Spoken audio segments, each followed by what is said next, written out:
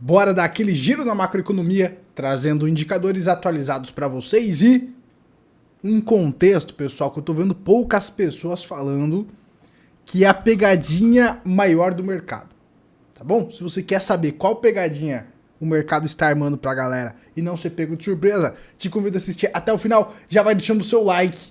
E a gente começa com o primeiro indicador, que é justamente os pedidos iniciais por seguro-desemprego. Estamos falando aqui da peça 4, que é justamente o mercado de trabalho. Esse indicador, pessoal, veio um pouco pior do que o esperado. Então houve, né, mais pedidos iniciais por seguro-desemprego, indicando então ali um enfraquecimento do mercado de trabalho americano, pessoal. Ainda eu vejo que é muito baixo, tá? Não vejo motivos assim para grandes preocupações, porque é esperado o mercado de trabalho desacelerar em um final de ciclo. Então, não vejo surpresa nenhuma se isso começar a acontecer. Na verdade, é esperado isso acontecer, porque é justamente isso que iria resetar o ciclo, né? Seria um indicador de reset daquele ciclo ali para que o novo se inicie. Geralmente é isso que a gente observa historicamente, certo, pessoal? Mas a questão aqui é que o mercado de trabalho desacelerando pode apontar que a economia também está desacelerando. Você que acompanha o canal, você que já é meu aluno, já dominou justamente que a treta não é o combate à inflação, mas sim a consequência do combate à inflação. Então, a gente precisa ver como é que está a inflação, que é justamente a guerra que os bancos centrais estão travando agora. Mas não se distraiam com a fachada da guerra. Observem as consequências dessa guerra, ok? Então aqui, pessoal, olhando o CPI americano anualizado, você tem realmente, né, uma queda justamente dessa inflação nítida, certo? Lembrando que queda da inflação não significa preços caindo, certo? Porque para que os preços caiam é necessário deflação, significa que os preços estão subindo menos, ok? Justamente então, reflexo dessa política contracionista que os bancos centrais estão tomando, né, como por exemplo o Fed, e a redução, o drenar da liquidez, né, a drenagem da liquidez aí do mercado, certo, pessoal? Então o CPI veio aqui um pouquinho abaixo do esperado, mas ainda continua persistente, né? Provavelmente teremos ainda alguns meses de aperto monetário. Quando a gente olha para o núcleo, o negócio fica um pouquinho mais complicado. O núcleo é o indicador de inflação preferido do Fed. O núcleo ele descarta ativos voláteis, como por exemplo energia e alimentos, e é por esse motivo, e aí está a pegadinha, é por esse motivo que a inflação ela continua bastante persistente, né? Porque o que puxou a inflação para baixo foi justamente a questão da queda das commodities e a manipulação que o governo fez, que a gente já vai entrar nesse assunto. Então, quando a gente tira esses dois componentes, você vê que essa inflação ela está bastante persistente, bastante pegajosa, tá? A gente já vai entrar em detalhes nela. O núcleo do CPI veio 4,7% no acumulado anual, a projeção era 4,8%, tá, pessoal? Mas isso aqui demonstra ainda que essa guerra contra a inflação vai perdurar por mais alguns meses, certo? A galera comemora quando vem abaixo da projeção, mas o que eu observo aqui é o quão está difícil de você derrubar justamente esse núcleo.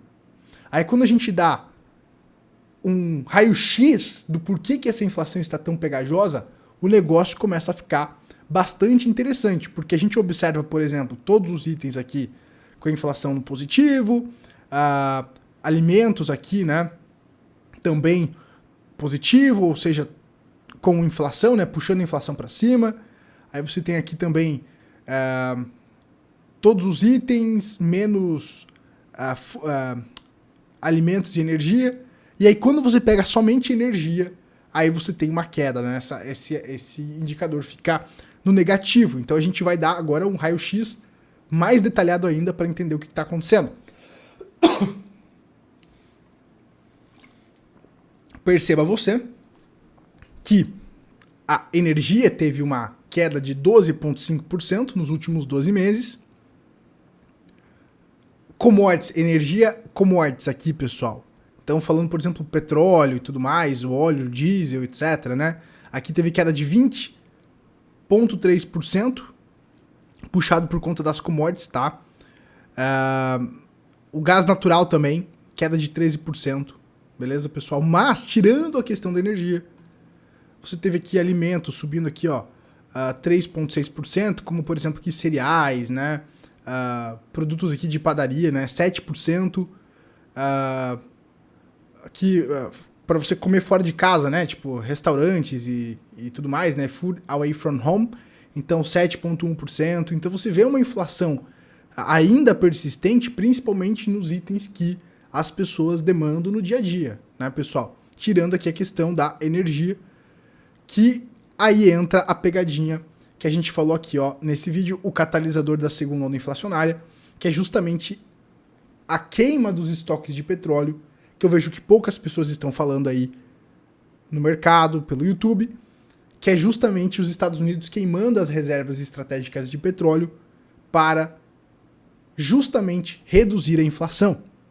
Só que uma hora essas reservas terão que ser repostas. E aí, como é que vai ficar? Se você ainda não assistiu esse vídeo, eu vou deixar o link aí na descrição, tá? Mas então é interessante a gente observar, linkando com aquele vídeo que eu recomendei que vocês já assistam, que a energia realmente está puxando a inflação para baixo. Mas, e se essa questão da energia começar a pegar? Se os Estados Unidos precisar comprar petróleo mais caro para repor as reservas, como é que vai ficar essa questão, né?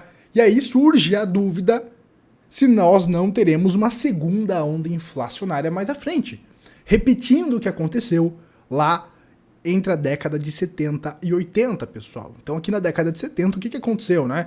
Que é o que a gente repete aqui no canal, o Fed não quer repetir o mesmo erro da década de 70. Então o que é isso?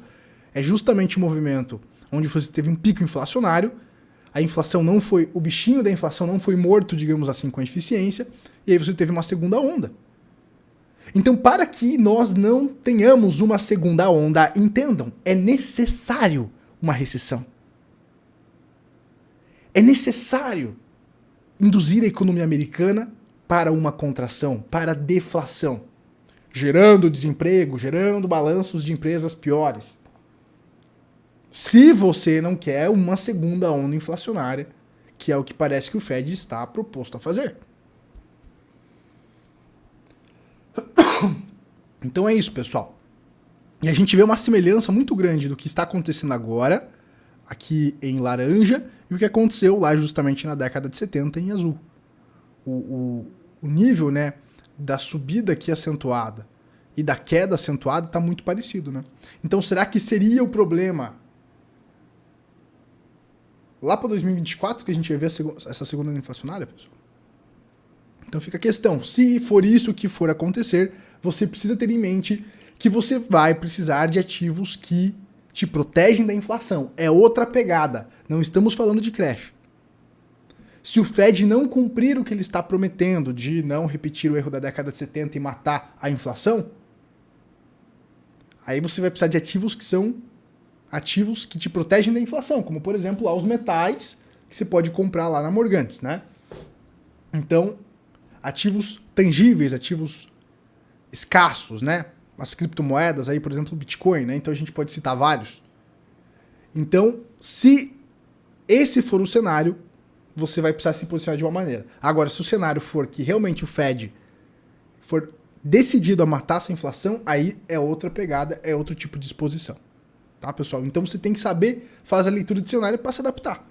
E por isso que é tão importante você investir antifrágil, sempre assumindo humildade perante a incerteza, como a gente ensina lá os alunos do Clube dos Capitalistas 2.0. Beleza, pessoal?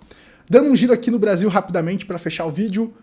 A Via Varejo fechou o segundo trimestre aqui no Brasil, pessoal, com prejuízo de 492 milhões de reais. Cara, é meio bilhão de prejuízo. Aí a Via Varejo, né, que é dona das Casas Bahia, da Ponta, etc. Então, cara, assustador isso aqui, né? E agora voltar atrás da taxação lá dos 50 dólares. Eles iam taxar, daí a galera ficou muito braba no Twitter, aí o governo querendo apaziguar o povo, né? Daí foi lá, tirou a tributação e agora voltou a tributação em cima dos $50, né? Então vai ter os 60% também do imposto federal nas comprinhas aí que você faz lá no exterior, né? Você vai comprar alguma coisa na Shein, na Shopee, já era. Às vezes o produto nem tem aqui no Brasil, né? Você tem que comprar lá fora, vai ser taxado, não tem jeito, tá? Então é o amor que tá vencendo aí, né, pessoal? Mas quem vai pagar é justamente, às vezes, a pessoa que votou nesse governo, né? O cara que não consegue comprar uma roupa bacana aí na loja, uma blusa aí, um moletom custa R$600, e ele vai lá na Shein comprar por 100, né? É esse cara que vai se lascar e muitas vezes é essa galera que votou no governo aí que tá roubando eles, né, pessoal? Então bem complicado o cenário aí pro Brasil.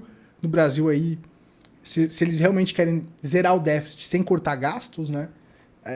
Não é de se assustar que vão ter que cobrar mais impostos. O ideal é que ao invés de cobrarem mais impostos, cortassem gastos, né, do governo. Mas é isso, pessoal. Então, finalizamos por aqui. Se você gostou, deixa seu like aqui embaixo. Se inscreve no canal para não perder os próximos vídeos. A gente se vê na próxima aí. Tchau, tchau.